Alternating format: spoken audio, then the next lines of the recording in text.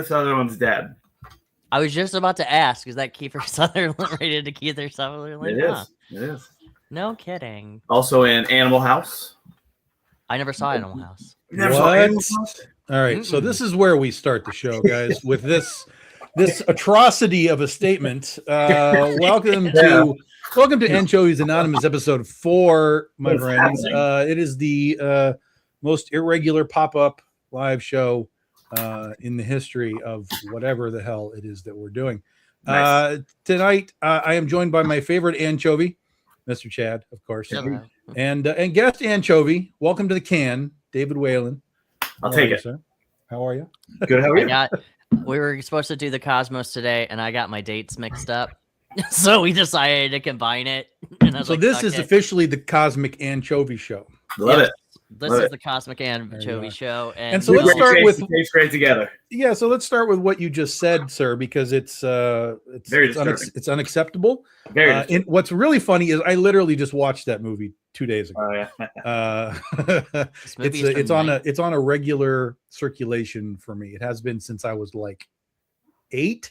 Can you do the thing, Tom? Can you do the thing? What's the D-Day thing? does? The D-Day does?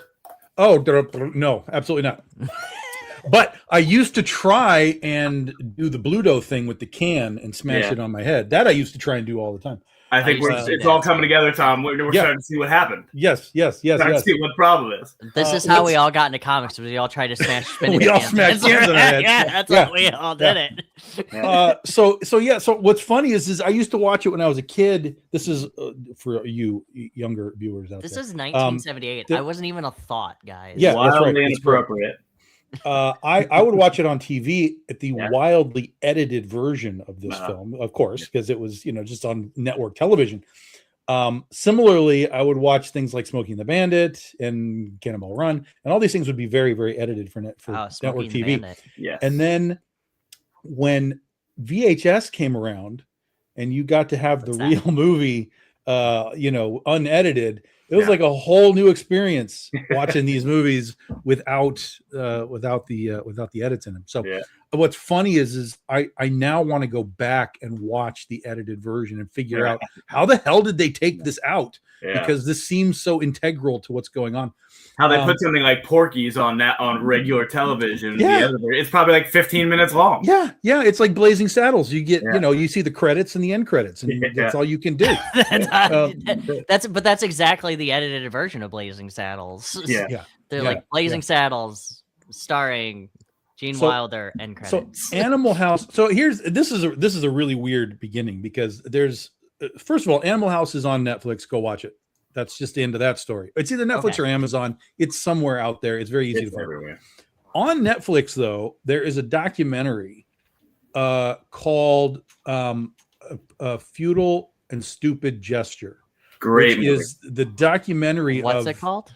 A Futile and Stupid Gesture. Okay, that sounds like David. It's the documentary of the National Lampoon, the magazine from the 60s and 70s. Oh, okay. And it goes into them making Animal House. Doug Kenny wrote with other writers, but Doug Kenny was the main writer of Animal House. And it was the biggest comedy in the history of movies of all time when he made that movie. And what's crazy is that it sort of the success drove him a little cuckoo, because then he was like, well, how do you follow up the greatest comedy success of all time when he's trying to make another movie? And of course, his second movie was Caddyshack. Yeah. Oh, so it all came together. Which was not a gigantic hit back in the day, but it did well, and it's become, of course, what it is a now. Classic, sure. But it's really interesting to watch because these are like regular circular in my rotation now. I just watched Futile and Stupid Gesture last week again because it's so great. It is not a 1-for-1 like this is the life of Doug Kenny and the National Lampoon, and they even say that in the thing. They're like, look, there's a lot of shit that we're leaving out, but this is what you need to know. It's a very National Lampoon's type movie. I'm trying to remember the guy who plays Doug Kenny, who's on Saturday Night Live. He's one of my favorite actors from Saturday Night Live. He did MacGruber. Yes. Sorry, Tom, what's his name? I can't think of what his name is. One of us will remember it in the next 3 minutes and scream it out at one point. Yeah. But it's great. So watch those two things. Watch those two things. I didn't realize that National Lampoon's Vacation and National Lampoon's Animal House is like the same. Yeah, it's the same. Yeah. Same thing. Yeah. Yeah. Yeah. What do I hate today, Travis Gibb? Nothing so far. In fact, I just told you two things that I liked. I started a show with two things that I liked. Yay. So over the course of the show, we'll have to balance that with two things that I hate. You know what I didn't like was The Devil Wears Prada 2. Oh. If you want a movie, that's a movie. That's a movie. I've never seen one. One is fantastic. Oh, one is fantastic. By the way, that's three things that I like. Yeah, that's +3 right now. The other thing is, though, is that I feel like it's really, really hard to hate The Devil Wears Prada 2, especially when you're older. When you're younger, I get it. But now that you're older and you watch it, you're like, oh, damn, this is great. Yeah. The second one is just full of, hey, guys, we're going to show you, tell you this plot point, and then we're going to solve it without showing you it, and then we're going to move on to the next one. And if it wasn't for Stanley Tucci. Stanley Tucci. I love Stanley Tucci. Yeah. Anne Hathaway and Meryl Streep, like the whole movie would be. Oh, and they're all great, but I love Stanley. I love him. Basically, if Stanley's in a movie, chances are I'm going to like it. Yeah. Flash forward to the first thing I hate, but everybody hates it, is Transformers 5. He was in that very briefly. Was that Dark Side of the Moon? No, that was The Last Night. Was that the one where he becomes Jesus? Like he sacrifices, like he's just Jesus? No, he played. I think he played Merlin in that movie. Yeah. No, he plays Merlin in The Kingsman. Well, no, he literally played Merlin in Transformers. It was like what if the Transformers landed in like Scotland in whatever era, and he was in that sort of small scene. He was actually in the fourth one, like in the whole movie. I'm also thinking of Martin Scott. And I like that movie, but he played like a weird wizard in that. Like there was this weird carryover of some characters in strange ways in The Last Night, but that was a crap ass movie anyway. But I think I Stanley Tucci. I don't think I saw. I think I saw Transformers. Four is probably my favorite. It has is four the one with Mark Wahlberg, or is that which one's the one with Mark Wahlberg and the Dinobots? Okay, so I have seen that one. So I must have stopped at 4. No, then I did. Yeah, because I saw all that the other ones are Shia LaBeouf, right? Yes, correct. Okay, because I remember now because my whole thought was shit. So nobody's gonna stop these Transformer dinosaurs from running amok. They're just gonna let them go. Like, guys, there's a whole other. First off, that's a whole other movie. Yep. Like you want Jurassic Park? Give us robotic dinosaurs. Yeah, like, and I'll tell you that in Transformers 5, they demolished the idea of the Dinobots. I mean, it's one of the most worst concepts in the history of concepts of how do we deal with the Dinobots. They were like, I'm not even going to tell you. I'm not even going to tell you. I'm not going to tell anyone. I'm just going to tell you this. Do not watch Transformers 5. Just don't watch it. Don't watch it. That's a setup and a touchdown if I've ever. This is what I'm saying. It's on you if you watch that movie. It's on you. But I like the fourth one. The fourth one gets a lot of shit because it has some oddities in it, like Optimus Prime is like, I'm gonna kill you guys, because they're like melting down Autobots and stuff. And people are like, well, that's like super out of character for him. And I'm like, I get it, but you're also, if you watch this franchise, like from 2 and 3, and then this one, like humans are just like fuckwits to the Autobots, right? And so Prime is finally at a point like, you are literally melting Ratchet down in front of my eyes. I'm done with y'all. See, this is one of the points that I've made before, is it's like, this is so out of character. Yeah, sure.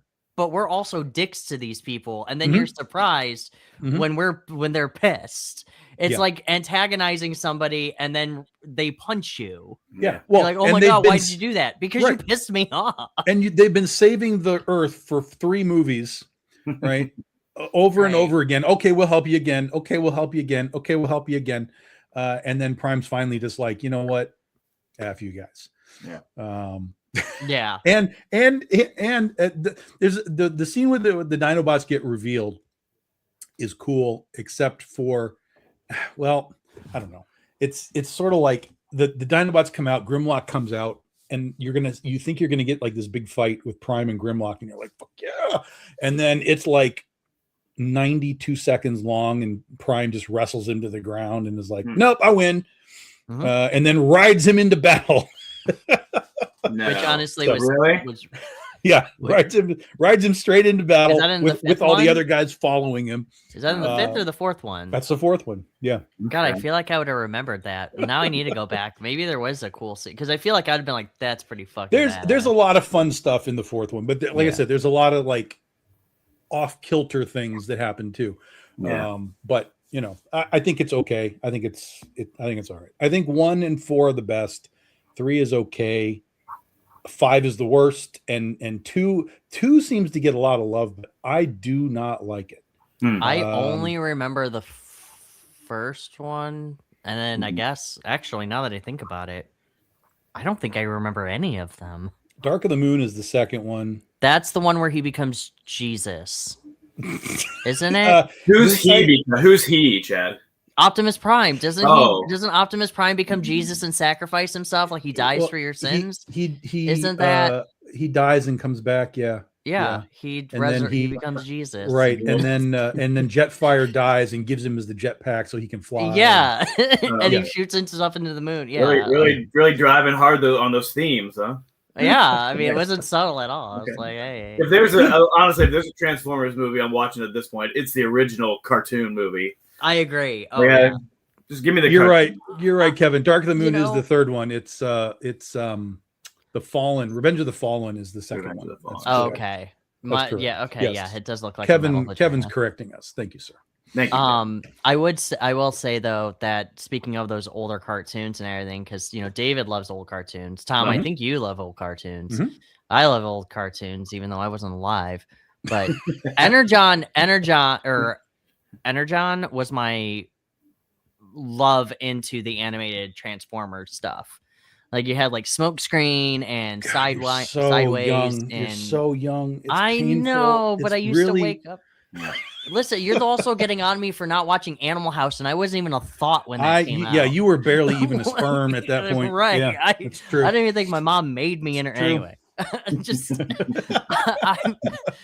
I woke up every morning to watch that, and when Starscream has always been my favorite. I love that awesome. Hero to villain to anti-hero. Like I love Megatron, but I loved being a good guy. That one scene where Starscream sacrifices himself for the kids, and he's like, "Goodbye, kids. I loved you. I had a good time, joining you and being a good guy." And we talk about out of character, right? That is not the Starscream that I understand at all. Yeah. Like the Starscream that I came up with in the 80s is constantly a dickhead. Right. He's constantly trying to shoot Megatron in the head. Like, Megatron trips over a branch and he's like, "Well, I'm the leader of the Decepticons now." Yes. I'm the leader. And afterwards, Megatron's always like, "Whatever." Right. Yeah. That's fine. Like, I get it. He's like, "I get it." Yeah, I get. Listen, you can have your fun for a little bit. Yeah. Then I'm coming back, okay? Just be cool. Be cool. Be cool. That would be. Could you imagine that with Skeletor with the He-Man stuff? See, and that was what made the movie so great is when Megatron became Galvatron. Spoiler alert. And just fucking nuked Starscream finally. Galvatron. He had that moment where it was like, "It's done. It's over, Starscream." And I have the high ground. Just shattered him. It was great. Such a great movie. You know, it's a good movie too, and I know a lot of people don't like it. With the Wachowski sisters, Speed Racer.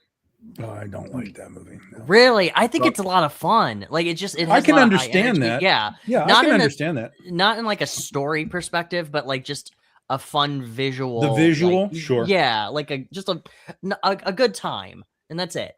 Like other than that, the whole movie's terrible. But that's all you're looking for. Just for a good time. And that's all you're looking for in Speed Racer. Like you're not looking for these deep stories. You're just looking for this guy who goes, "Oh," when something inconvenient happens, and then he drives his little car around. Like that's. But see, I think that was the problem is that they did try and put too much story into it. Sure. Like if it had actually just been we're out here racing cars. If it was just Fast and the Furious with Could you imagine with Speed Racer, Yeah.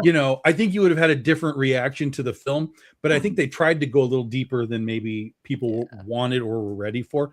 So I think there's an edit of that movie that is just like probably 45 minutes long and super fun to watch. And you're in, you're out, you're done. For sure. Yeah. I would Wacky Racers. Now I'm thinking of like a Fast and the Furious. Now you're speaking it. Now you're talking about it. I was just talking about was it Garth Ennis's or Jason Aaron's Dick Dastardly and Muttley, the Hanna-Barbera DC story, which was fucking insane. Yeah. But I was thinking about that, like, God, if they did like a Wacky Racers or something with that, that'd be fun. They just did a I would totally or Fast and Furious. All that stuff. I really didn't like much of that stuff, all those crossover things in the cartoon stuff. But there was one that I liked that Jimmy Palmiotti did. He did a Blue Falcon and Dynamite. Yes, book, yeah.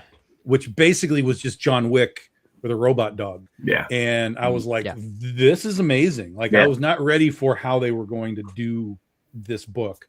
And of course, of all of these, it's like 5 issues and it's done. So I'm hoping that they decide to bring it back because they will never. The one thing about that entire fucking universe is Hanna-Barbera said, "What the fuck is this? You put banana splits with the Suicide Squad, like what the fuck?" Like, and that first off, that had no business being good. Like that, you're talking about the one shots that they did. Yeah. And they were like, "Oh yeah, we're gonna make Elmer Fudd with Batman, and Elmer Fudd's a hitman, and da da da da da." And I'm like, "The fuck is this?" And then Flintstones is like a political, satire with Jeff Lemire did that one, and then Snagglepuss with Mark Russell. That one was really good too. That one was a little bit wordy and heavy-handed, but I really enjoyed that one too. But Scooby-Doo Apocalypse was incredible. That was stupid and amazing at the same time. Like, give me Scooby with a little laser on him and make him a robotic dude. And well, I mean, that was basically that he was essentially Dynamite, because that's what Dynamite does. Is he's just got gadgets and stuff, and I was like, hell yeah. So they were like, let's make Scooby-Doo Dynamite.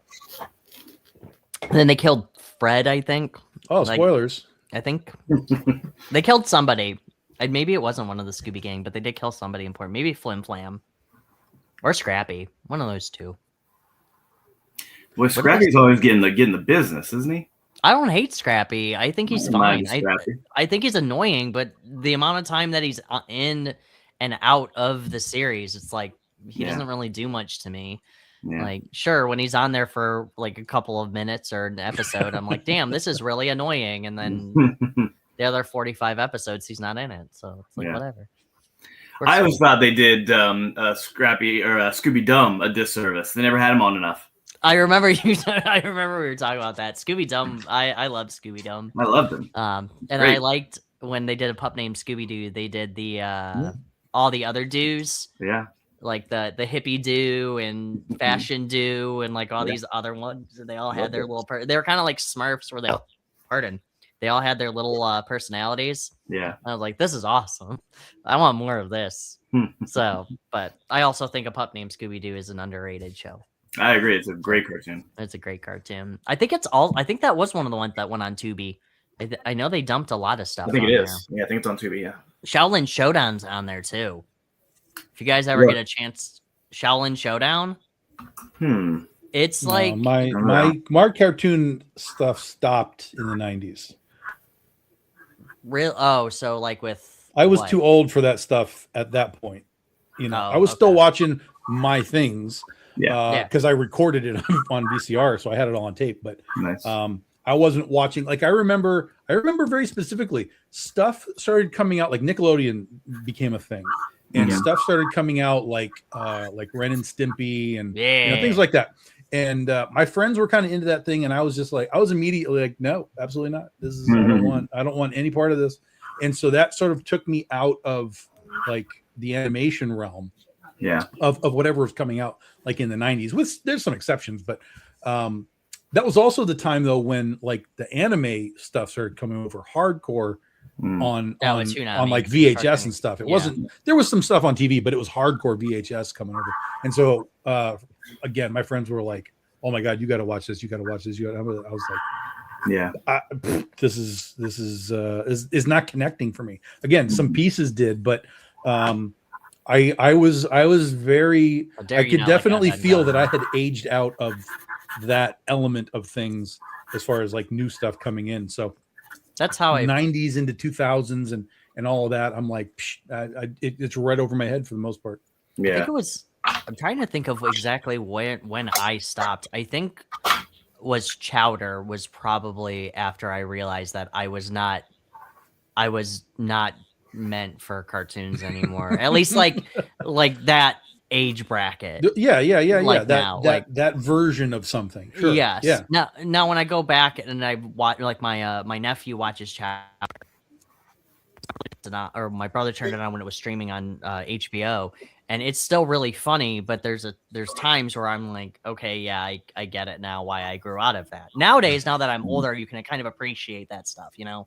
But now it's like, oh, but then you have now stuff that's like more adult friendly, like what is it, Owl House or Star versus Evil and Gravity Falls and all those, who are like your kids can watch it, but also has like a lot of adult themes to it too, or even Bluey, but that's an entirely other discussion. But I don't think you could ever beat the classic He-Man and Transformers and everything like that sometimes. Or Darkwing Duck. I'll still turn that on. Or Darkwing was the only one of those Disney shows that I liked. I like Darkwing a lot.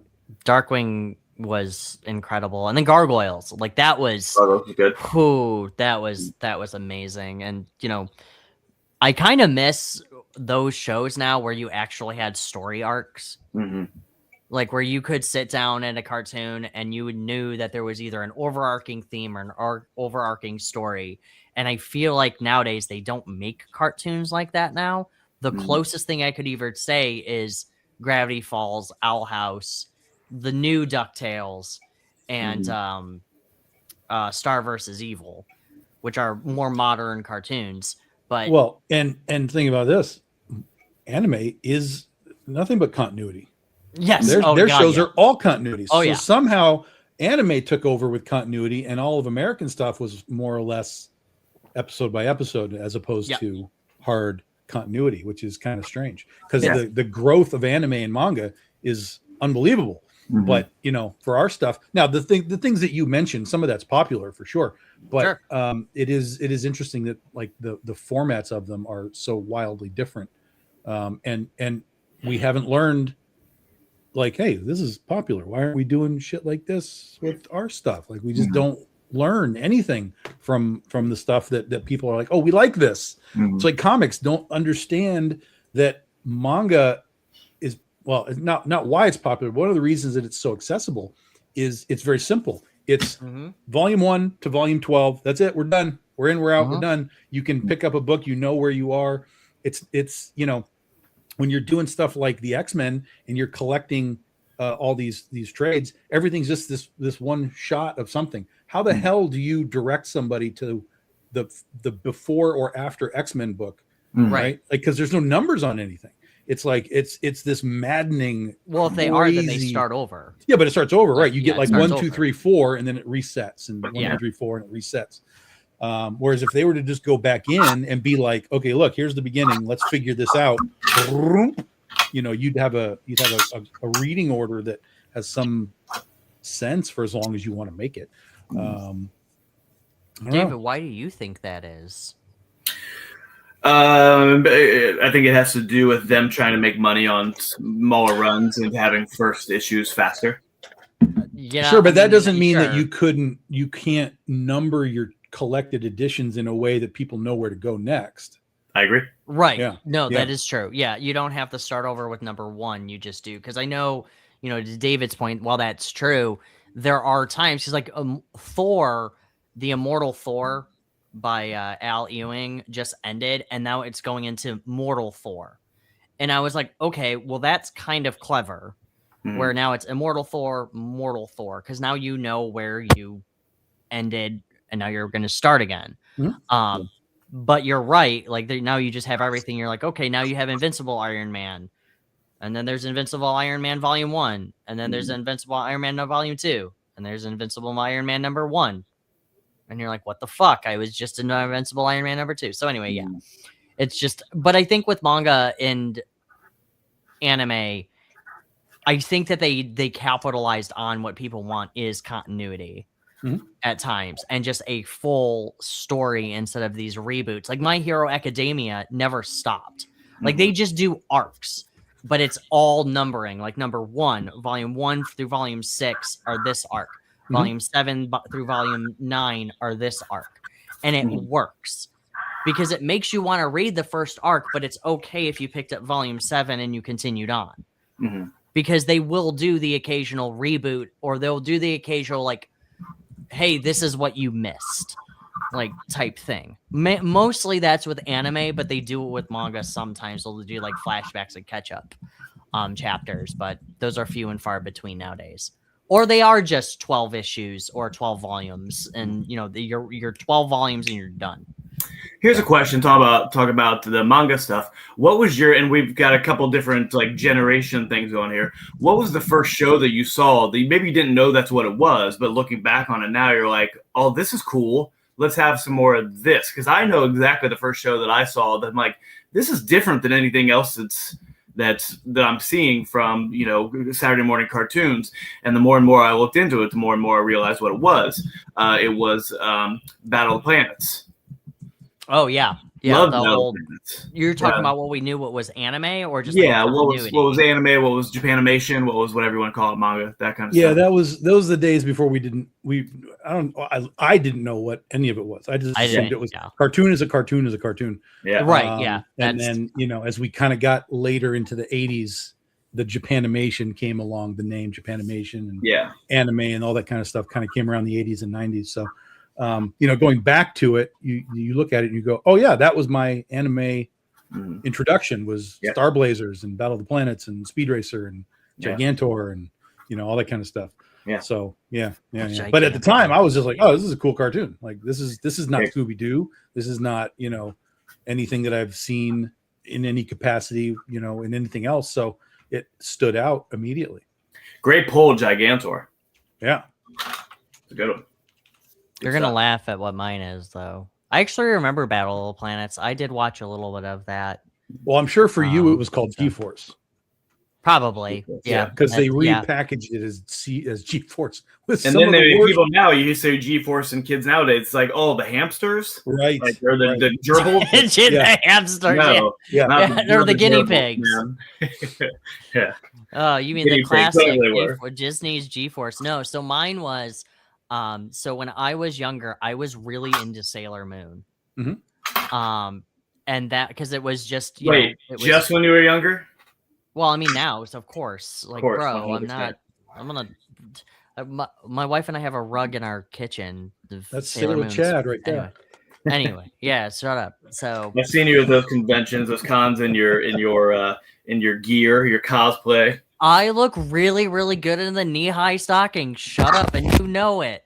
So... I wasn't complaining. Oh, okay. You're not complaining. Good evening, Fred, and everybody in the chat as well.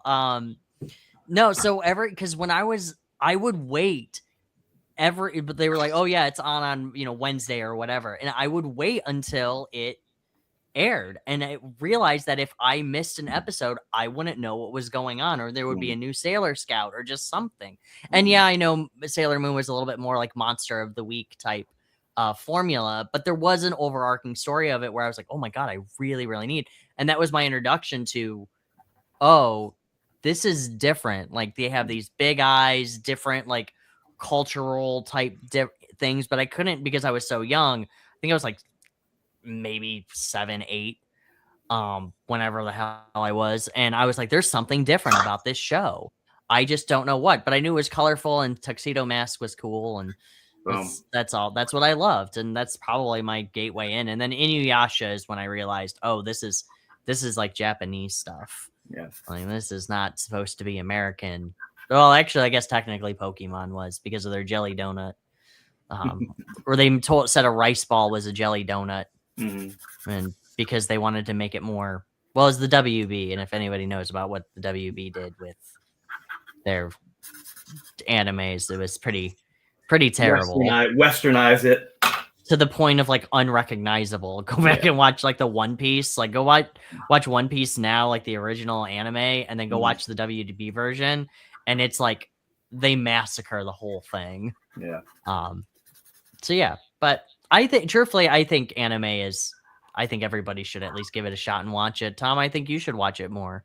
So I've given it tries. I can't do it. Why? But it's not just anime. It is animation across the board. I struggle with animation, and a lot of it is just the voice acting. Most of the time, the voice acting, I'm like, I can't listen to you talk. I just can't listen for to you any talk. animation, like Disney movies, anything. Well, no, that's what I'm saying. There's exceptions, like when a lot of times when really hates Aquafina. When it's like, oh no, take me away. I don't want any of that. When there's like actors doing the voices, like they know what the hell they're doing. But there's so much content for animation that there are obviously some that are better than others and so on. But there's so much that the voices all just start to sound the same to me across the board everywhere. And a lot of it is the same person is doing multiple voices all over the place. Like I see that all the time. Oh, this voice actor is going to be at Comic-Con, and there's like 20 characters that they're doing, right? Yeah, My Hero is notorious for that, where they do like 50, 60 characters. Yeah. But it just the tone of the voice, the performative nature of anime, because it is all performative, and that's why it drives me crazy with some of these cosplayers that just do anime stuff all the time, because they're not just like, hey, look, I'm this character. They're performing it, like they're and they'll say like, yeah, we become the characters, and I'm like, but that shit is irritating, man. It's like it's just irritating because of the performative nature of it, not because of necessarily the dialogue or whatever, but the way that it's being performed is like, I can't listen to, I can't do this stuff. Like I can't do it. So it's very, very up and down for me, as far as any sort of animation, whether it's like, for example, I like, what the hell is that thing with Steve Carell? The Office? Despicable Me. Oh, I really like the first Despicable Me. I think that's great. Yeah. Voice acting, that is great. Like, I like that movie. So there are like pockets of like, oh, that one worked. But as a whole, because there's anime on Amazon and Tubi, and just like it's endless. It's everywhere. So much on Netflix. It's hard to. So I just bounce There's around. Great stuff right now. So I just bounce around sometimes, and I'm like, all right, just let me find a picture that like catches my eye, and I'll be like, oh, there's something that looks cool, and I'll start it, and it'll take me 5 minutes, and I'll be like, no, I can't do it this way. I can't do it. I actually now, Fred, I'm kind of interested in knowing what the anime was with 100+ episodes. If it's One Piece, I don't mean to brag, but I'm caught up on One Piece, all 1,200 episodes. Jeez. Actually, it's the manga I'm caught up on, not the anime, because I'm not a freaking I don't like torturing myself. Anyway, Studio Ghibli movies. Yeah, my wife will turn on Studio Ghibli movies all the time. Like I think I've watched Spirited Away with her maybe 400 times. Oh wow. So she just, but they're a good middle ground, and they're good. They're feel good, nice, uplifting, fun little movies to watch. Is the story deep? No, but they're fun. They're really well animated, and I'm sorry, but Porco Rosso is the best. Like it's about a pig that is in a fighter or in a little World War II jet or plane, and he fights people. I love that. But no, I get it though. I think there is a fine line where there are animes where I will be like, oh damn, this is really, really, really good. But the freaking voice acting takes me out of it completely because it's so bad. Like there was one I didn't like. Well, like Jujutsu Kaisen, and I know people are gonna be like, well, that fucking anime is great. Yeah, but the voice acting sucks. Like, I'm sorry. I understand it's popular, but and then people will just say, well, then don't, just do the subtitles or whatever. Right. And I've done that. I can do that. I'm a Godzilla fan. Yeah. So I can read subtitles, but I have to be really ready to read a movie. if I want to read a movie. Yeah. Cause that's just a different experience. It's like, for a few years ago, Criterion put out a Godzilla set of all the original 50s to 70s Godzilla movies. And a lot of them I had never seen in the original Grave of the Japanese. Fireflies, you'll cry if you watch that movie. Anyway, continue. That movie is So sad. So when Oh when my it came God. out, it was all the movies, and I was like, most of these I've never seen in Japanese, so I watched them all in the original Japanese, and it was a really different experience. And when I enjoyed it, I enjoyed doing it, but it was a very different experience. But now when I come back and I'm like, well, I just want to watch a Godzilla movie, I will put on the American version because I want to hear, if I'm not looking at the screen, I want to hear the parts that I understand that are happening. If I'm in the kitchen or whatever and something's happening, I want to know where I am. I'm not necessarily going to pause it because I've seen the movie 100 times anyway, but just, just keep me in it. But if they're speaking Japanese, then the connection isn't there because I don't understand the language. So you eat a chip and you miss an entire sentence. Yeah. So and that's not knocking it. It's just the way it is. No, not at all. Yeah. It's like when -1 came out, Godzilla -1 a couple years ago, I went to the theater. I was ready to read a movie. Like, let me read a movie. I'm like, yes, let's do this. But I haven't watched it again because I don't even want to watch it with dubs because I know it's going to be wonky. And I don't even want that experience. So if I'm going to watch -1 again once -0 is out, so I can remember what's going on. But I'm going to watch it in the Japanese. I saw the dubbed. I never saw the original one there with the without the original language. But I thought it was. I didn't even know there was a new Godzilla movie coming out. I'm like, click on, let's do this. Yeah, I thought it was great. Yeah. I'm excited for the -0. I haven't seen -1 yet, but it is on Netflix and I need to watch it. The one time though, I will say is that my wife and I went to go see The Boy and the Heron, which is the new Studio Ghibli movie, and Robert Pattinson played the Heron, and I thought that was such an oddball choice because they don't usually cast big like actors to voice in Studio Ghibli movies. So I was like, oh hell yeah, let's go see how he does. And it turns out that we went to see the subbed version, not the dubbed version, because when we were at the Imagine, they didn't have it labeled as subbed or dubbed. So we bought for the subbed. And either way, it was a good movie. But that was one of those times where I was like taken out because I was like, oh shit, I actually have to read this now. Also, the fact that Fred brought up To Your Eternity, you're fucking insane. If you want to recommend that to somebody, because that's like the exploration of life and death with like an alien thing.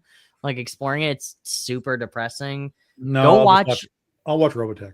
Watch Goodnight Poon Poon if you read Goodnight Poon Poon if you want to die a little inside.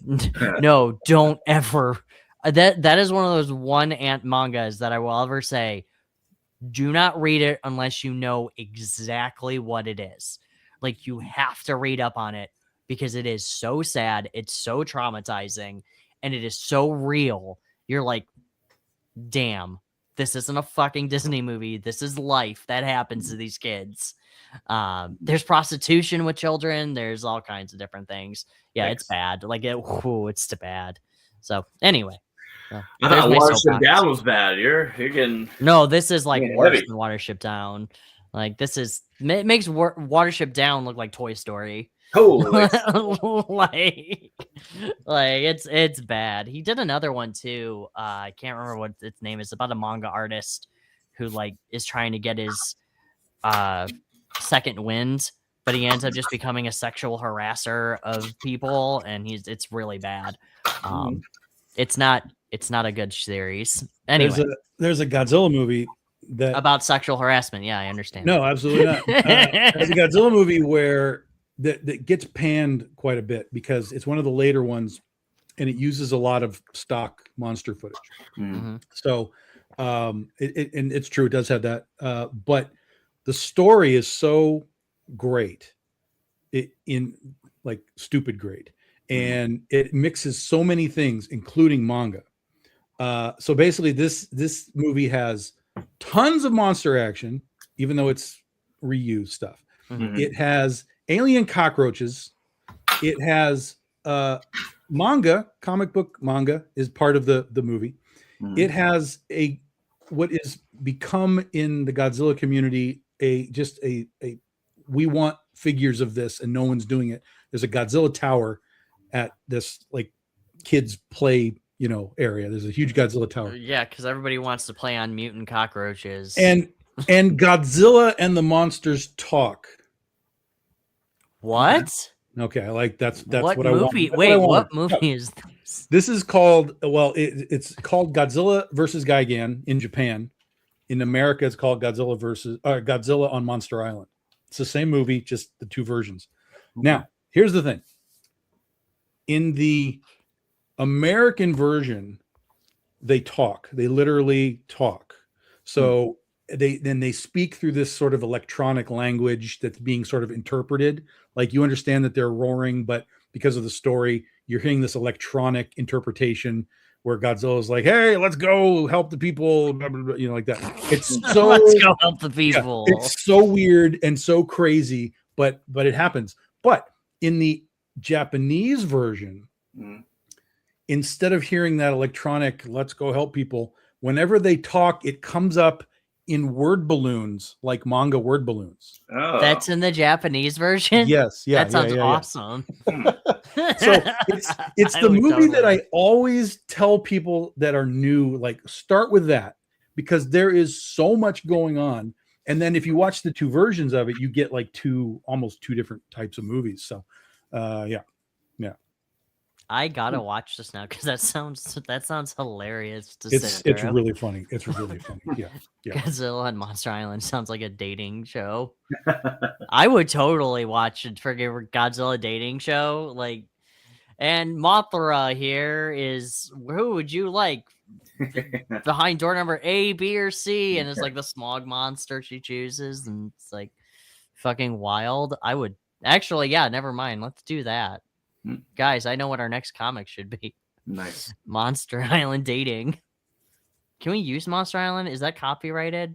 I'm sure it's like the name Monster Island? I'm sure it's under some sort of copyright. Yes, I'm sure.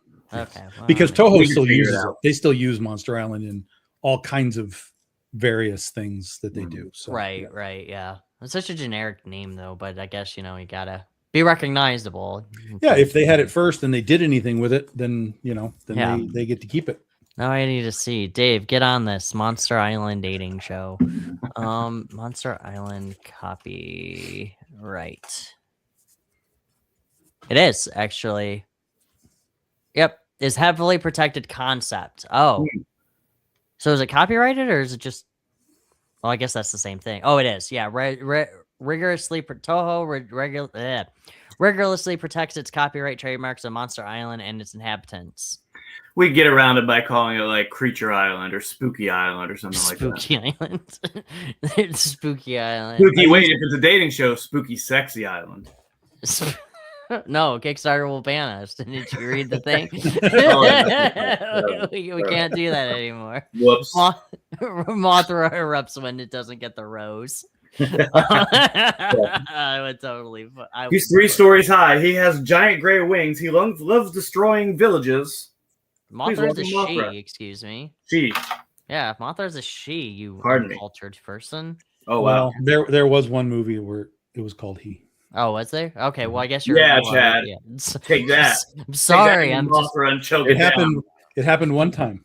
It happened one time. Huh. Did they just like retcon that then, I take it? Or it was just like I interpret it to just a slip. Like whoever was writing the adapted script or whatever, they were just like whatever, just whatever. No one cares. They weren't taking the source material seriously. That's right. Yeah. How dare you not? What's wrong with them? Continuity of Godzilla. Yeah. In the 70s, they weren't taking worm gendering too seriously. It's ridiculous. How dare they? Is there only one female in the Godzilla universe? Is it just? I mean, besides the one for the Matthew Broderick, that was a she. Well, no, that was asexual. Was it? Yes. And it is assumed also that Godzilla is asexual because when they do the movie Son of Godzilla and there's an egg on the island and there's no girl Godzilla hanging around, they assume that's been the sort of general community assumption is just it's just Didn't they already explain this in Jurassic Park? Yeah, right. Yeah. Nature finds a way. Nature finds a way. There you go. Nature finds a way. Finds a way. You gotta do that big pause.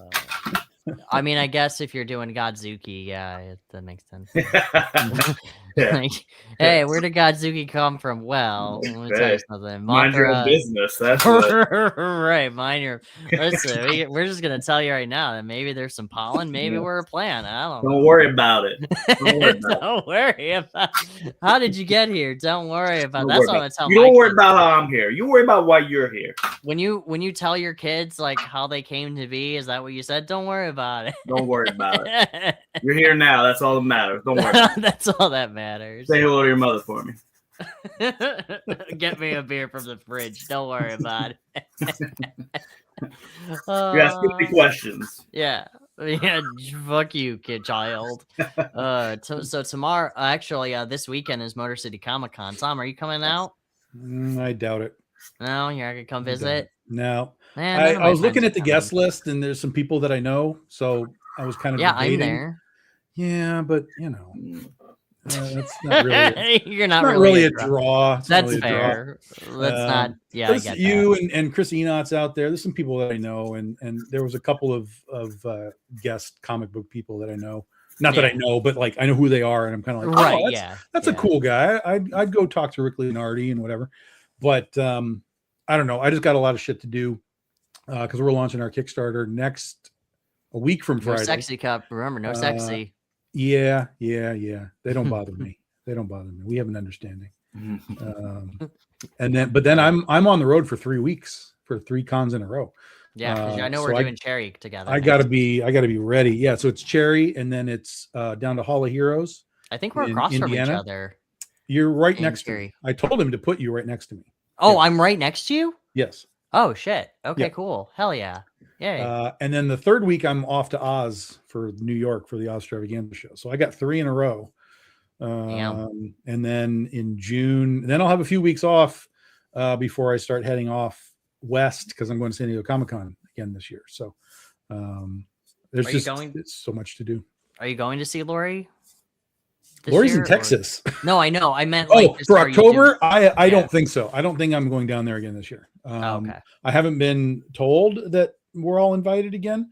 But it's such a long trip that I'm like, man, I think let me just take one off. Even if they want me, it's like, let me take one off.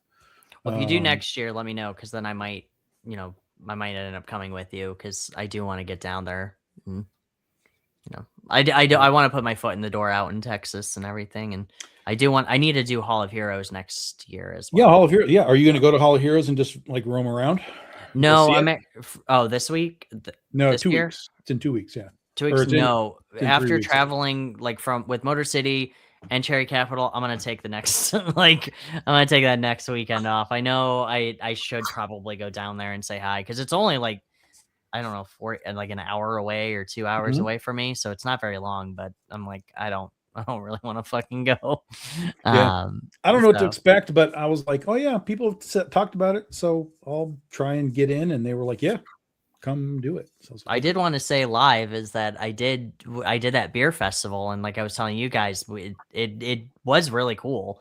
It was a lot of fun and we got free beer tickets, had beer and just chilled outside, listened to some music and just kind of hung out and did quite a few sales, a lot better than I thought we would do, but enough for me to say, hey, let's go back again next year because it was just fun and there's a lot of cool perks. So plus, I like beer.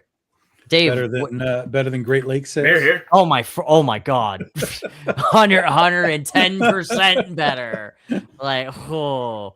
Great Lakes is just. I mean, I got to see Josh and a couple of Sam and a couple of other friends that I've met, like TJ and or JT and a couple other people I haven't seen in a while. But it was that was bad. But David, when are you doing any shows? I don't have any shows coming up. I just finished my big run of shows here about 2 months ago.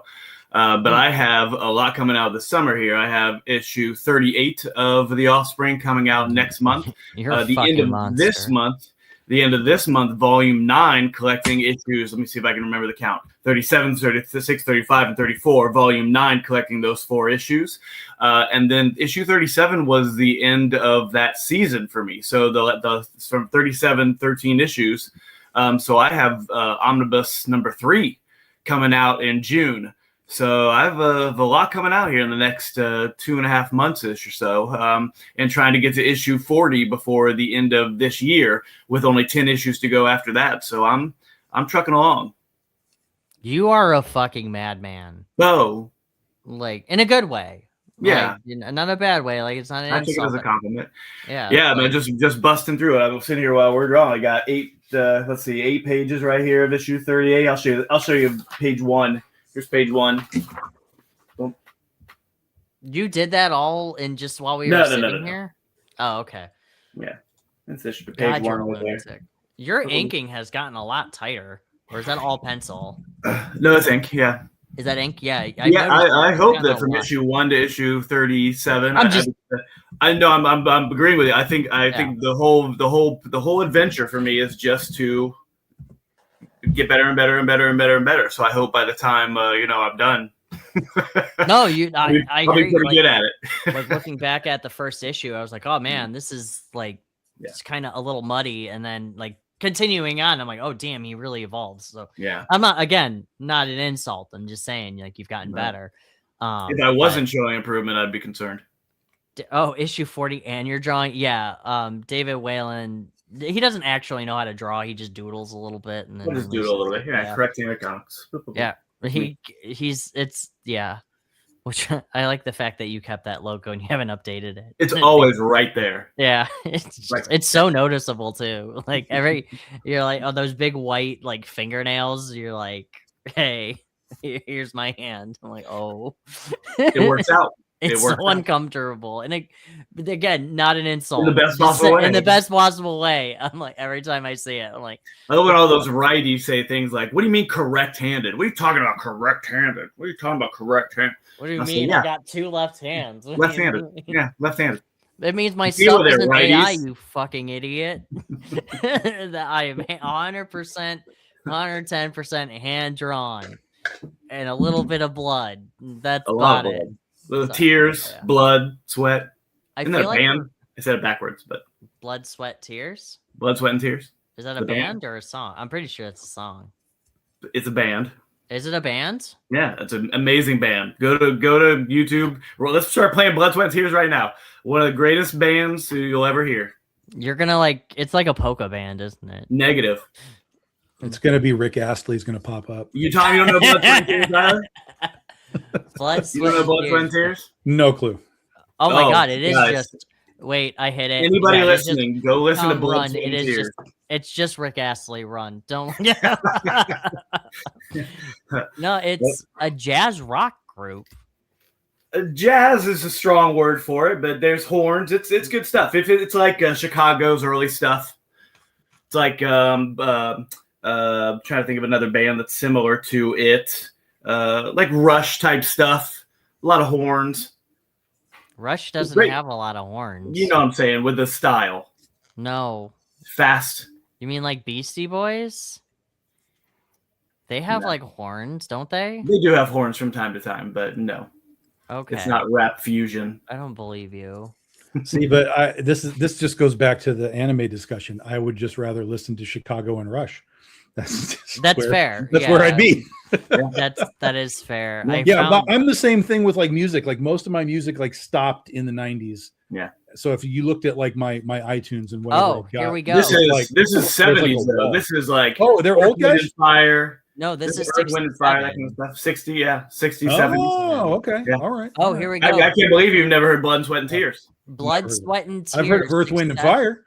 Yeah, but not Blood, Sweat, and Tears. Blood, Sweat, and Tears' success paralleled the similarities configured ensemble such as Chicago. So there you go. I'm not making it up. I didn't. No, I'm staring right at it. And first off, if anybody hasn't heard of Earth, Wind, and Fire, I feel like you've lived under a rock. Even I know them and the Bee Gees. Like, come on, I know some disco. Yeah. Like, my mom used to I love the Bee Gees. Tragedy is a great song.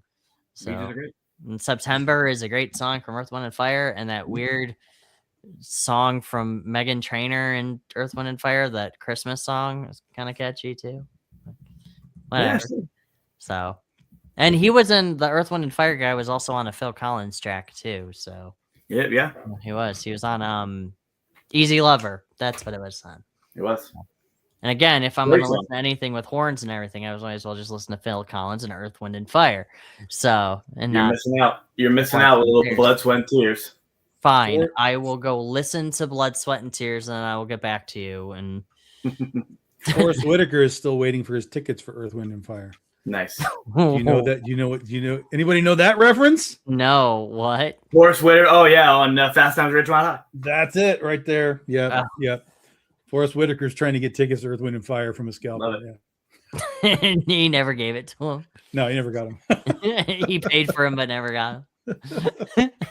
That would be a great. That would be a great skit destroyed. somehow. If you've got a movie coming up that somehow deals with music or scalping or whatever, you got to get Forrest Whitaker and that guy to like get together again and finally get him his tickets. That would be like the ultimate like deep dive, meme thing, meta meme thing. Yeah. That would be fun. Or he's dude finally works for like Ticketmaster and finally gets his tickets. Just something. Get Forrest Whitaker his tickets. Just please let it happen. Okay. Love it. I want to point out that apparently the runner-up against Carrie Underwood in the 4th season of American Idol, and I'm getting to my point of this, Bo Bice Vice, sure, was the lead singer of Blood, Sweat, and Tears from 2013 until 2018. That's My interesting. only Really? question is, what the fuck? Was that the kid Well, with the that kid with the gray hair? No, that I was... don't remember. You mean the guy No, who looked no. way older than he was? Yeah. Yeah. No, yeah. not that guy. This was the one who was with Daughtry, or he was after Chris Daughtry, Okay. I think. But I guess he did. Okay. Weird. That's weird. It's kind of like You- with you- Adam Do Lambert. you There still were a few have of those guys that- Blood, Sweat, and Tears coming up there? Let's hear a little snippet. Let's hear like 15 seconds. We can't. Go down gambling. Okay, fine. I will do this. We've got time. What do we got to do? Nothing. Well, that's not true. I have a life. You don't have David. anything to do. Not to listen Yeah, to this You don't have shit. anything to do. Go down gambling. All right, fine. Go down gambling, and then if I get arrested for typing in "go down gambling," I'm gonna kill you. Okay. And now there's a knock at my door. But anyway, go down gambling. Do. Quick, Tom, save me before I click on this. You don't need saving. The song's gonna save you.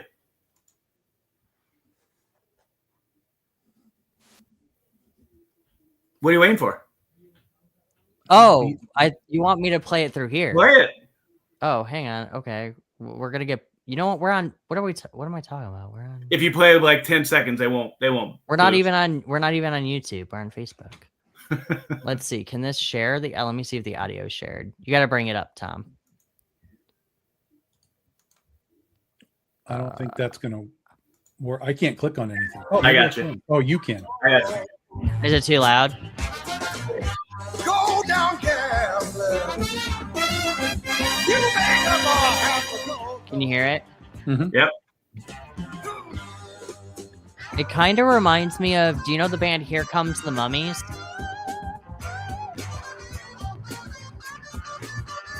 And there's Dave giving us a little. Let's mark it up. All right. It's a great song. Do you know Here Comes the Mummies? I don't think I know Here Comes the Mummies. So Give they it to us. are. So the Here Comes the Mummies is kind of in the same vein. Okay. So you might like them. Look at Here Come the Mummies. Yeah. I'll bring them up. But they're a lot of fun. I really like them. They're all dressed as mummies, and you don't know who they are. I love it. Yeah, they're kind of Painless, like. rah rah rah, dirty mind. That's my funky favorite. little Rah rah baby. Ron. Yep. Rah rah. All right. Rah I'm rah gonna rah play is it. my favorite. I'm gonna play it. All right. Let's see. It might be a commercial, so let's. So it's a Domino's commercial with a Muppet. Starting off. They used to come to the Traverse City Cherry Festival every year as well. but all of their identities are secret. Fun. Yeah. Yeah. I love it. I'm writing it down. Right? Yeah. It's just this nice little funk band, and they're a lot of fun to so I swear Weird Al is on one of the songs. Yeah. Because they're all dressed up as mummies and you don't know who any of their identities are. Because it's always like a rotating cast of people, but apparently like a lot of famous people play with them. And I'm like, I swear to God, like Weird Al is on one of them. I think it's the song's called Creepin'. And I'm like, that's Weird Al. Yeah. And the song is literally exactly what it sounds like it's about. A guy being a creep and trying to talk to a woman. Yeah. So. All right. I'm gonna have to deep dive into Here Come the Mummies. Thanks, They're Jack. great. They're a lot of fun. I'm kind of excited about it, but good. I'm really excited to see what you discover. And Tom, you too. Tom, what type of music do you listen to? I won't go near any of that. I won't go near either. I just know. It's what's funny is Nia Rufino, who's one of my artists, one of my good friends. She, whenever we get together, she will be at the con and she'll have her little her phone or whatever, and she'll just do like this. Here, you should listen to that. And because she's always trying to find something, because she knows kind of what I listen to, and so she's always trying to find me something like, you like that, so you should probably like this and like this and like this. Sure. And she has a very low success percentage. Tom, looks like a politician in the 21st century. You didn't actually answer the question. Let's work on this negativity, Tom. Tell us what you don't like. Yeah. Tell us what you do like. It's literally like there's a stopgap. Like there's a little bit of 90s stuff that's on my iPad, but really there's almost nothing after 1999 that I have at all. Like the Ink Spots and the Toadies. So what's your favorite band? No. Mighty Mighty Boss Tones. No. That's a good guess. That's a pretty good guess. The Aquabats. It would probably be the soundtrack to Sweeney Todd. Well, I have tons of soundtracks. My favorite actual band would probably be Heart. Oh, great! Really? Wow. Yeah. All right. Yeah, because I have most of their albums from long ago when I was not so strong.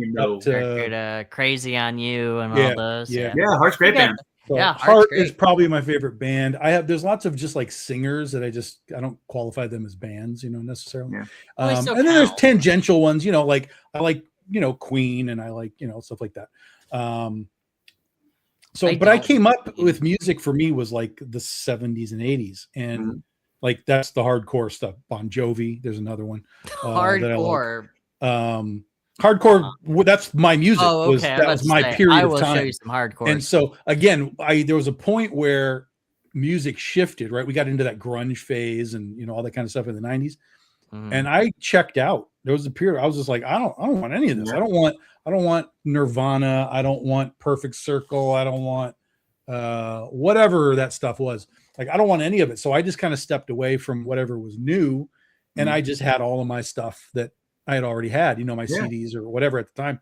And I'm a huge soundtrack collector. So I have like hundreds of just soundtracks. Some are that are just like music scores, like the actual music. Some are, whatever they've got, like Top Gun soundtrack, whatever. So that's little Berlin action. Berlin from the Top Gun soundtrack.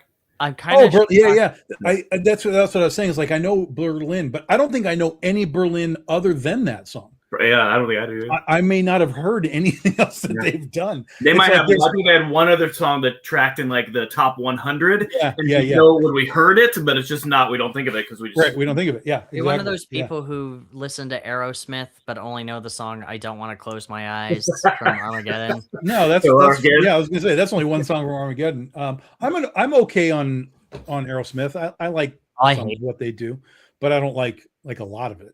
Their earlier stuff is underrated. I like their earlier stuff better than their like. No, I can't stand. I can't Armageddon stand Steve Tyler.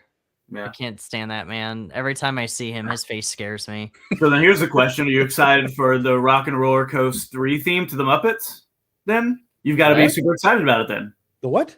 the Rock and Roll in Disney, which one is it? Hollywood Studios. They're taking away Aerosmith and they added in the Muppets to the Rock and Roller Coaster. Woo! I don't know what any of those words mean. Oh, okay. Listen. Roller I'm Coaster? excited. Okay, I don't know I'm what it is. excited. But I also You've love the been to Muppets. Disney World, right? One time a million years ago. Oh, okay. Yeah. I've been to Disneyland way more times. I Oh, went to Disney World once, so I don't know what the Rock and Roller Rock and Coaster. Roller Coaster. It's in Hollywood Studios. It's just a roller coaster. Oh, I know. I've never been to Hollywood Studios. I did Oh. actual Disney, but I haven't done Hollywood Studios. Sure. Yeah. I'm excited for the Muppets, but anything Muppets included, I'm usually there. Love it. We So- made it down to Universal. Right, I had to have been a year before, about a year before they pulled the Jaws ride out. Oh yeah. So we snuck onto Jaws. And so for those that don't know, there was a Jaws ride at Universal. Yes, I and went on that ride. basically it was like the Jungle Cruise at Yeah. Disneyland, and you shoot it, whatever. And I was on the ride once. I was like, this is the greatest thing I've ever been on. So we just jumped right back on again, did it again. Mhm. And then like the next year they were like, yeah, it's gone because of Harry Potter. I was like, fuck Harry Potter. I don't want to hear anything about Harry Potter ever again because they took Jaws away for Harry Potter. We were just at Universal for my daughter's band trip, and it's the second time we've gone with the band trip, and boy, they are heavy on the Harry Potter. They have leaned in, and most of it's pretty good. Most of it's pretty good. If you're a Harry Potter fan, it's probably Euphoria. It's fine. I'm like, it's fine. Yeah, I get the appeal. But they have leaned in the epic universe where they have like Mario. It was all fine. It was all really good. But I really like they have the monsters. What do they call it? I can't remember what they call it. It's like classic movie monsters, Frankenstein's monster and vampires, stuff like that. They had that land was really well themed. The theming was incredible for the whole thing. But they've leaned into that Harry Potter. There's like 9 different Harry Potter rides, and they're all essentially the same thing: dragons and magic. Terrible. Yeah. Terrible. I couldn't stand Harry Potter. Couldn't stand Harry Potter anyway, but taking Jaws out for Harry Potter, I actually agree with forever that an enemy. statement. Yeah. Forever an enemy. Considering it's like, how fun it was, yeah. Yeah, and I'm literally Nice. rapping right now. Oh, weird. Yeah. Are you a Jaws fan? I would have never. No, not at all. Not at all. Some bad hat, Harry. It's similar to Just a my little. hate for the movie Gone with the Wind. Mm-hmm. I've never seen it, but at the end of Gone with the Wind, they have the huge fire scene where Wait, you hate I guess it, the but town. you've never seen it? I'll tell you why. Because Okay. the fire scene, they're burning down the house or the town or something. I don't know, but there's a gigantic Tara. fire. Yeah. Bring that here. One of the things that they burned to make that scene happen was the original 1933 King Kong wall. Nice. So screw you, Gone with the Wind, Oh, so they burned a piece for of burning up history the King from- Kong history Yeah. just to make so screw Like you. that trivia. That's nice. That's nice. That's trivia. That you know what? I kind of agree with you. That's pretty shitty. Like But I mean, back in the day, that's what happened. That's why a lot of that stuff that if it survived, it's worth a mint because that stuff would just get reset, repurposed, whatever, and sometimes just burned up because I don't want it anymore. Yeah. one of the things I will say that the movie that I haven't seen is No Country for Old Men, Mhm. and I was Good thinking about. I've heard great things about it, and I was like, "Damn, I really need to watch this movie." And not even 20 minutes later, it showed up on Tubi on things that I should watch, and I'm like, They're always listening. They're always listening. Yeah, I don't. I try not to say anything out loud anymore. Yeah. But just learn sign language and just like walk around in silence. That's Right. probably the best way to go. Be like, hey, I haven't seen. Did you know that got the King Kong movie? Wow, I'm gonna bookend it birds. here. I'm gonna bookend it. We were talking about rides here and rides that should be shut down. The worst ride I've ever been on in my entire life. We're big roller coasters. We like the theme, amusement parks and all that kind of stuff. The worst ride that I've ever been on, where the ride stopped, and I kind of looked around, and my kids were there with me, and looking around and go, what the heck did we just ride? What was that? Was the Fast and Furious ride in Universal. Did they It not was launch? They didn't launch you into space and say for well the at one family and like it's everything? you're in a bus, like the vehicle is a bus, and it's on a track, and it's like tilting and all that kind of stuff, and it's all a bunch of screens. At one point, it's just explosions and things happening around us. At one point, Vin Diesel, or on the screen, is holding on to the bottom of a helicopter, like just holding on to the bottom of a helicopter, and he like swings in. Hey guys, you did a great job. We're gonna go to the party now. Vin Diesel, welcome to Jackass. And then he like flies off again, just holding on to the bottom of the helicopter. And I'm like, what? What is happening? This is the worst ride in the history of rides. It was so bad. So I would think they would get rid of that ride and put Jaws back in. That'd be amazing.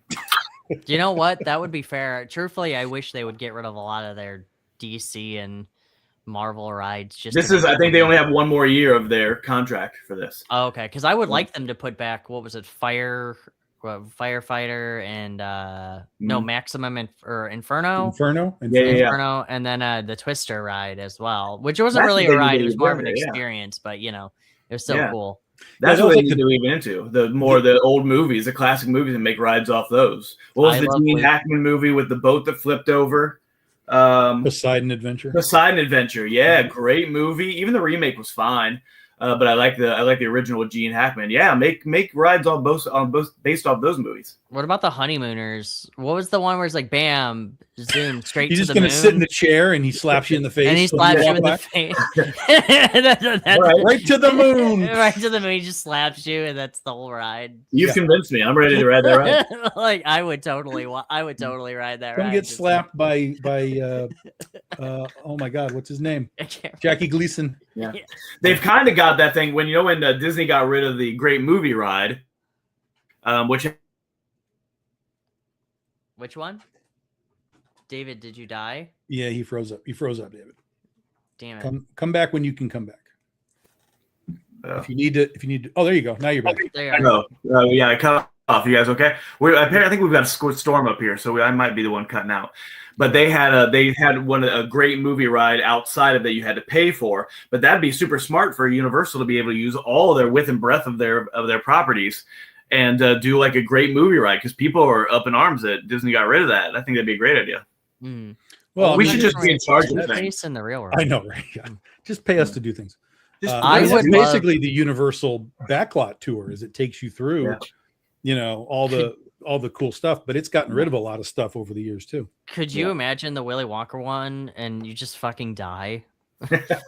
We don't see those kids after. The kids are dead. We get the you know what's funny is Universal, because Universal has at the end of the tour, at least it used to, you go through what they call the avalanche thing, which is you're going on the tram and it's a circular white lit up tube, and it creates this idea as you're looking forward that you're tilting and you're doing this. Yeah, it gives you like vertigo basically. And it said they used it in the $6 Million Man for the Bigfoot episodes.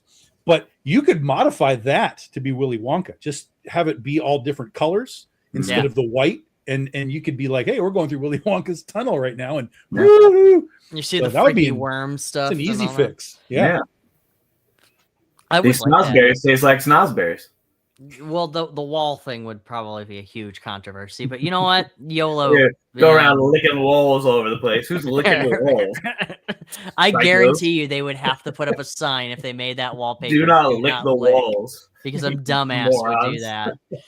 Actually, I am a little surprised they haven't done like a Willy Wonka style, like fairy white, like kind of like an It's a Small World boat ride, except less annoying. Yeah. Did you know that the characters in It's a Small World, their hair grows? What? Like they need a haircut I guess there has something to do with like the moisture or something, and that I don't know, dude. I try not to question what they tell me or what TikTok tells me. It can't grow, it's not real, but it could like straighten out, from the humidity and from the water or whatever. I could see it like that's what they want you to think, but really it's a bunch of trapped little gnomes in there. Like, right. Have you guys ever seen it was on the fly horror movie? What was it? Escape from New York? Escape from Magic Land or something like that. It was like the 1980s, and somebody brought in a camera into Disney, and they filmed. Oh yes. In Disney. Oh, what was it? Escape yeah. from Magic World, Escape from Magic Land. Yeah. And it wasn't released because Disney. Yeah, they sued them. Yeah, I think it's on Tubi now. Escape from. I'm gonna look it up because it's actually a pretty it's not a good movie. But it's like watching you're like, again, what am I watching? Yeah. It's like an ambitious type movie. Yeah. I hate the fact that a lot of those. What was the movie that? Oh, actually, fun thing, Tom. My friend Sabrina, we just watched the original Predator. Mm-hmm. My friend Sabrina and my wife never seen it. Yeah. So my friend Rob and Preston and I, we were all talking about it, and my wife and Sabrina were like, "We've never seen Predator." I'm like, "Guess what we're watching for Friday?" And damn, does that movie hold up really fucking well? Yeah, it's okay. I mean, it's just a bunch of buff men with guns. Escape from Tomorrow and the Mickey Mouse. Oh, yes, I remember. On it. Yeah, I remember hearing about that, but I didn't know they released it. Yeah. It's on Tubi, yeah, and the ending is hilarious because it ends up being like cat people, a cat situation thing. Really weird. The whole ending ends in like one of the hotel rooms because they couldn't figure out how to do it in the park, so they just did it in the hotel room, which makes sense because they didn't have to hide anything. Yeah, it's worth watching if you're a movie guy. It's worth watching. I'll have to at least look at it just out of sheer curiosity. Yeah, because it seems like a movie that I would. Again, want to watch out of just knowing. It's interesting. I know. It's not good, but it's interesting. For sure. I mean, there are those movies where you just they're not good, but it is interesting that they did this. It's kind of like Human Centipede. It's interesting. They're not good. Yeah, it's not good. They are interesting. It's like a train wreck. You don't want to watch it, and you can't look away. Yeah. Fun fact, and I don't know if it was you guys that I was talking to, but I was watching the first Human Centipede. I decided to rent it at the video at Blockbuster, brought it in. Yeah, the Blockbuster. I rented it, threw it into my PlayStation 2 or whatever, and my mom. What year was this?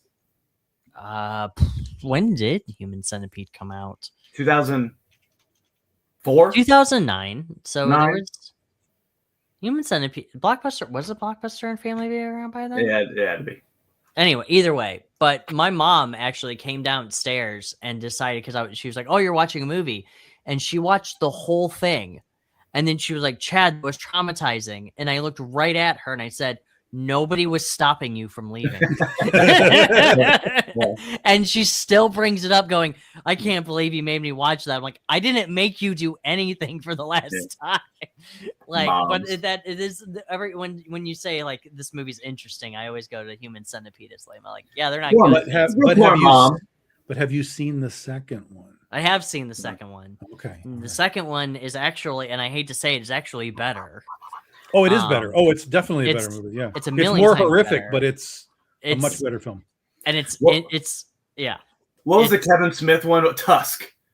Yeah, what's his name turns into a walrus. Yes, oh my gosh, that movie was wild. Again, not good, but you're just like, yeah, I'm on board.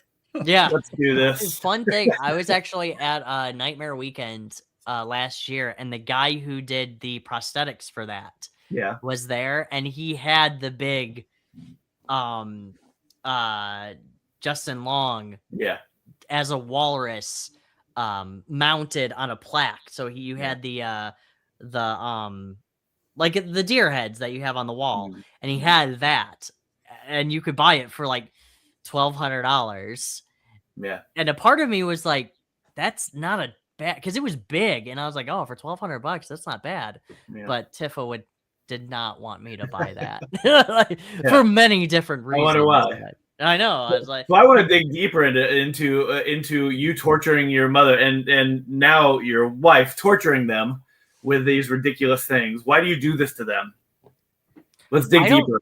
Again, I don't let them do any of this shit. Every time I turn on one of these movies, they do not need to sit there. This sounds like a real blaming the victim situation to me, Chad.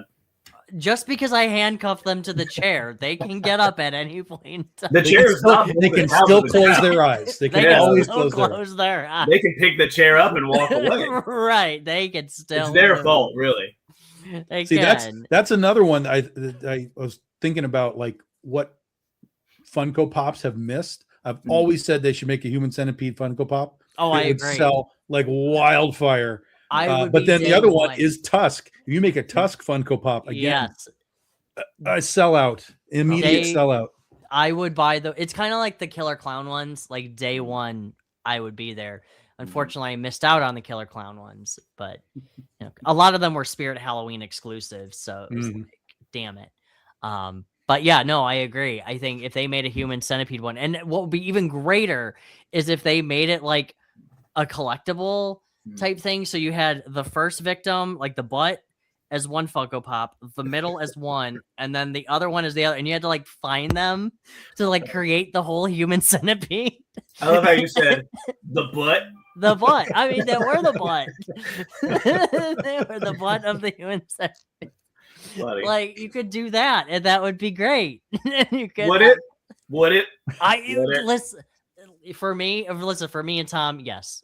I guarantee you make a Human Centipede pop. I would. It would be incredible. Day one pre-order for me. Take your money.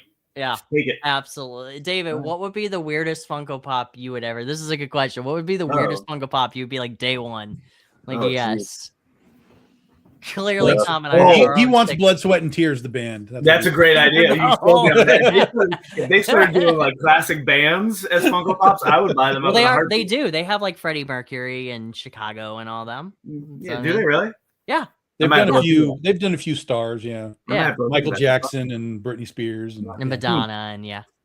I know. I think you have the Britney Spears one, don't you, Tom? I have two. There's two of them. I have the one where she's got the snake, where she did the MTV Music Awards thing. And then I have one from Circus, but they've done a shitload of them. So. Oh, okay. Tell us more about Britney Spears, Tom.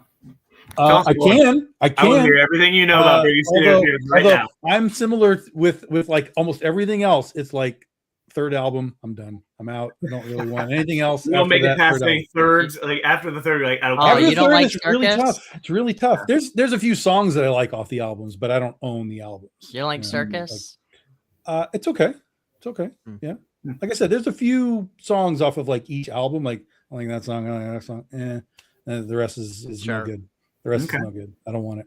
It's like I have. There's only one album that Taylor Swift put out that I have any interest in, and it's called Folklore. Is there fourth album? No, it is called. It's called 1989. So of course that's the album that's for me.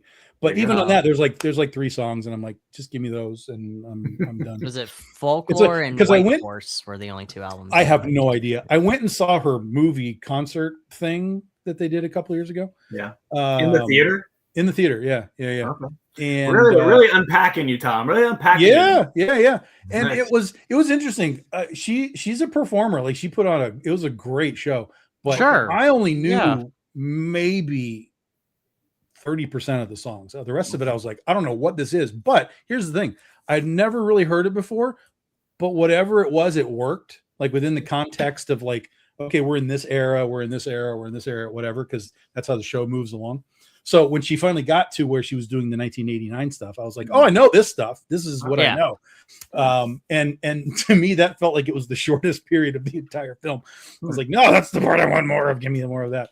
And then it moved on, and I was like, I kind of know some of this, but it wasn't like I came out of it going like, oh, I need all these albums now. Like, no, I got my 3 songs, and that's I'm good. Fearless was the one that was the album, which was her Taylor Swift's second album, was the one that I really liked, because I liked Teardrops on My Guitar wasn't on that one. But that was more of her country. No, it was. She started country, yeah. Yeah, her Teardrops on My Guitar was on her first album, which was the 2006 one. Anyway, either way, I liked her older stuff, and Folklore was pretty good too. So guys, to be honest with you, I gotta go, but I have one question for you before I get going. Sure, I actually have to go too. Are you? And if you're not, it's okay. I understand. Are you excited for Masters of the Universe on June 5th? Yeah. Yeah,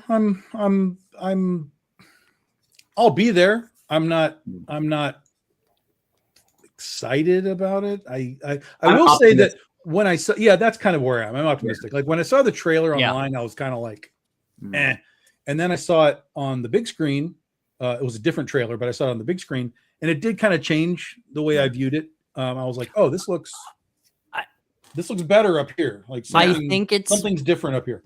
Yeah. what Tom, to your point, I think it is one of those movies where you appreciate it better if it's on the big screen. Like it's just one of those movies you need to see. And I think it is going to benefit from watching it. There's a lot of Yeah. movies that are like this, that are event movies, right? It's like Infinity War and Endgame. Like you want to watch that on the side of a building. Yeah. You know, Sure, you can yeah. watch it on your phone, but it is not the same experience in any It's capacity. like watching the Avatar movies, and unfortunately, I don't like any of them. But Yeah. I think they're pretty. And when you go to see them in theater, or like the Dune movies, like I appreciated Dune 2 more when I was in the theater than I watched it, Mhm. and or like Mad Max. Like there are those movies that you're appreciative, and truthfully, I think The Devil Wears Prada 2 is kind of like that as well. But I have an entire reason not to hate that movie, or I hate that movie. But A lot of emotions tonight. I'm optimistic. I think at first when they did the casting with Idris Elba as Man-at-Arms, and there was a lot of other things like Jake Gyllenhaal Jared Leto as Skeletor, I'm like, I actually love that casting as Man-at-Arms. I think he. No, yeah, yes. solid. And then when I saw the trailer, I was like, okay, yeah, this is great. And then Jared Leto, I'm like, well, bro, you did everything wrong in every movie ever. So I'm just but I'm optimistic with it. Yeah. I think it is one of those movies that I'm going to be there day one. Like I want to go see it. I want to really experience it. And truthfully, I can't see myself hating it, but I also don't think it's going to be good. Mm. Like, I think it's one of those movies where I'm going to be like, yeah, that was cool. Yeah. Like, yeah. I was such a fan in I still am. I mean, I've got them all sitting right here. Here's my email right here. Sure. I was the early 2000s when they did to have it grow, I would say I learned more about being a good human from those little PSAs at the end of a He-Man than I did anywhere else. So my expectations are very low, but like I said, I'm going in optimistic. And as long as it's a fun show, as long as it's fun, make it fun. Yeah. I'm more interested in, and there hasn't been anything for it yet, but supposedly next year, Henry Cavill's Voltron. That's what That's what I'm more hyped about. Yeah, and that'll be fun. Praying the CGI is good, and all of that. So we'll see. But I'm game for it. For it. So speaking of Tom, and then we can wrap up. But Jacksepticeye, who's another YouTuber like Markiplier with Iron Lung, he is doing a Bloodborne movie. So we got another YouTuber who is making a video game adaptation movie, and I'm very curious to know. And this is not going to be until like 2028 or something like that, so it's a ways off. But I'm very curious to know what your take is on it, because I was very surprised on how much you liked. You didn't. I was very surprised on your opinions of Iron Lung. Yeah, but see, video game movies I usually don't like. Well, that's why I was saying, like, but in this case, the video game element is so small. Yeah, because you're just, I'm a dude in a sub, like in a planet full of blood. Like I'm like, all right, that's fine. But Markiplier spent $3 million and put it all on the screen. Yes, so well, that's what Jack is doing too. Like it's all of his own money and everything. So we'll see what it looks like and what the concept is, and if it hits me to be wanting to go see it. Yeah. All right, guys, let's wrap up. We will be back. David and I will be back on the 27th. Tom, that sounds right. Actually, Tom, Brian Rodman wants to join us on the 26th. On Tuesday, so let's go with, and I know where I'm scheduling it out loud, but let's shoot for the 26th for Anonymous Anchovy. Of June? No, May. Of May. If not, I'll do it. So I'll do it with Brian. I'll do it with Brian. It's fine. I should, yeah, no, because I have the cons, but it's a Tuesday, so it should be fine. Okay, cool. Yeah. All right. So Dave, 27th with the Cosmos, 26th Wonderful. with Anchovy. Thank you all so much for joining us. I have to pee. Somebody end this show so I can go pee. All right, thanks, That's guys. the tagline, right? Somebody has to go pee. Bye. Appreciate you hanging.